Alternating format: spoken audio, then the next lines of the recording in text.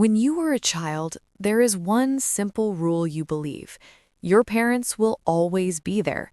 If you turn around, they will be standing behind you. If you get scared, they will hold your hand. But sometimes one small moment breaks that rule. You turn around, and the person who should be there is gone. Your heart starts beating faster. Your brain asks a strange question. Did they forget me? One day, when I was 6 years old, I asked myself that question because my mom forgot me at the supermarket. It was a normal Saturday, nothing special.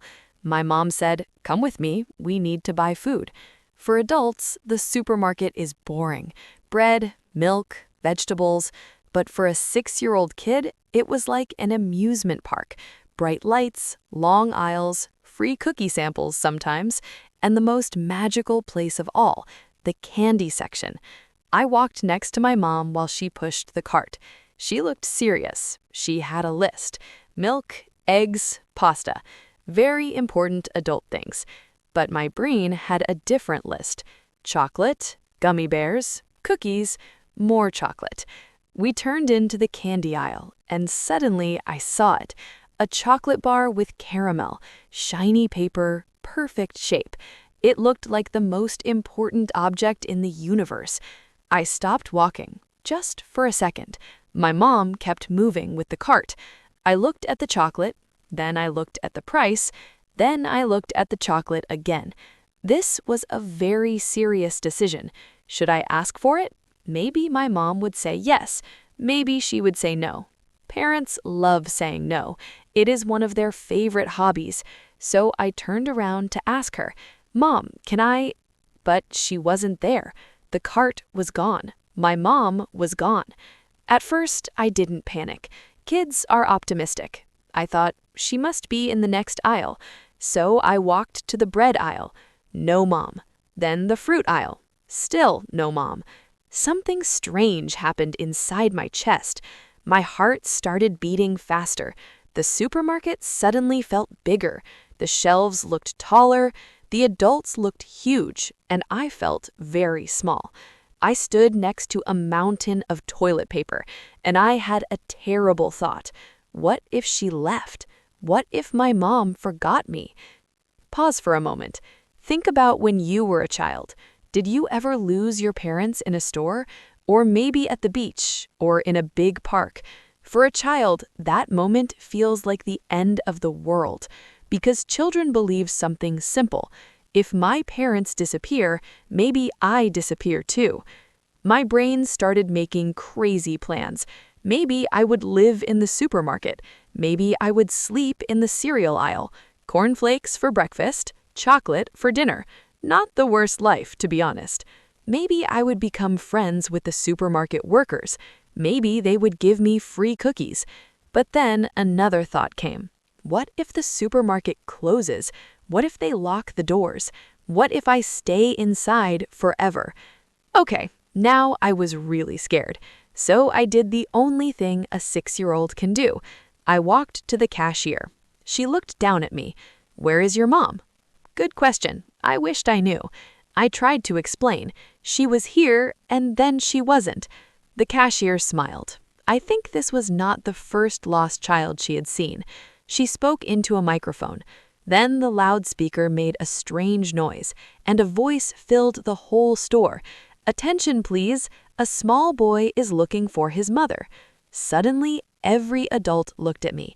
Grandmas, teenagers, a man holding frozen pizza, a lady with 10 bottles of ketchup. Everyone. I had become the most famous person in the supermarket. Not the kind of fame I wanted. I tried to hide behind the cashier desk, but I was too small and too visible. Then something funny happened. A grandma walked up to me and said, "Don't worry, your mom will come back." Then another lady said, "My son got lost here once too." Then a man said, "I got lost in a zoo when I was little." Suddenly, everyone had a story. It was like a club, the Lost Children Society. Maybe you were part of this club too. Then I heard footsteps running, fast footsteps, and a voice I knew very well. "My son, there you are." My mom appeared. Her face looked worried, really worried. She hugged me very tight, almost too tight, and then she said something surprising. "Why did you leave me?" Wait, why did I leave her? I was 6 years old. I didn't drive the cart. But something interesting happens in families. When something confusing happens, everyone thinks the other person caused it. My mom thought I followed her. I thought she stayed with me. Both of us were wrong. And for 5 long minutes, we were two people looking for each other in the same store. Later, in the car, my mom started laughing. Not a mean laugh, a nervous laugh, the kind adults use when they were scared. She said, "You scared me." I crossed my arms. "You forgot me." She shook her head. "No, you disappeared." Now we were arguing like two tiny lawyers. Finally, she said something simple. "I would never forget you." And I believed her. But that moment stayed in my memory for years. Here's something interesting about childhood. Small moments become big memories.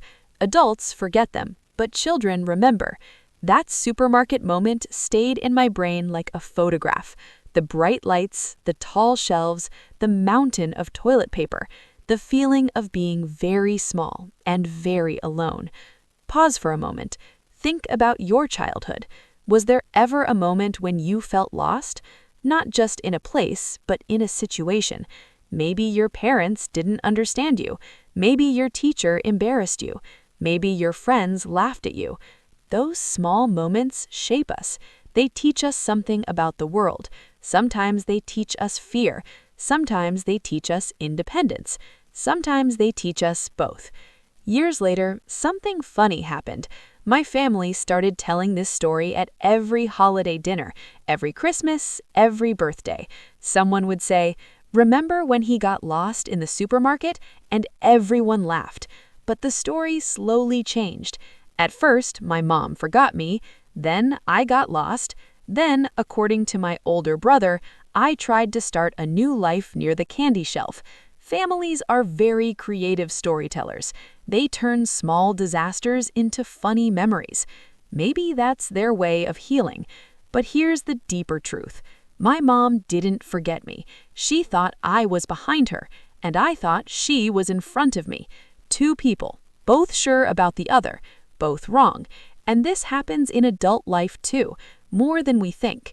Friends think you're okay, so they don't ask. Parents think you understand them, so they don't explain. Partners think you know they love you, so they don't say it. Everyone assumes, and sometimes someone feels lost, just like a child in a big supermarket, walking through aisles looking for someone who cares, hoping to hear one simple sentence. "There you are." Today, when I walk through supermarkets, I sometimes remember that moment, not with fear, with a small smile, because that 6-year-old kid learned something important. People don't always stay next to you. Sometimes they walk ahead, sometimes you stop, sometimes you lose each other for a moment. But the important part is what happens next. Do they look for you? Do they come back? Do they call your name? Because children don't need perfect parents. They just need parents who come back. Parents who search every aisle. Parents who say, "There you are." And maybe, even as adults, that's still what we want to hear.